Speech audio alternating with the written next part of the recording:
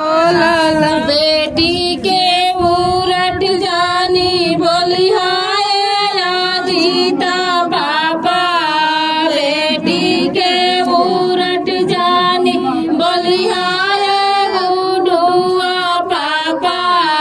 बेटी चिड़ैया के समान आहो लाला। बेटी चिड़ैया के समान साझे जे बाजी है हो आजन से बाजन हो। साझे जे बाजी है हो आजन से बाजन हो। बिहने हो जाई है सनाटाया हो लाला।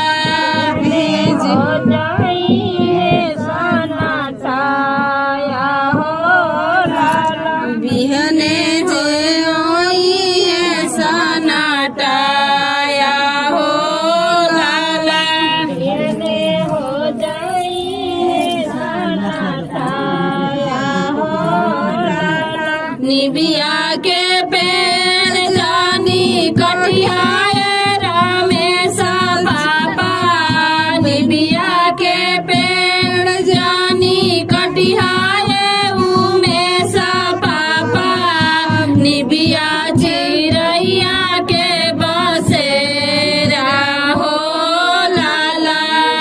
निबिया चिड़ैया के बसेरा हो लाला। बेटी के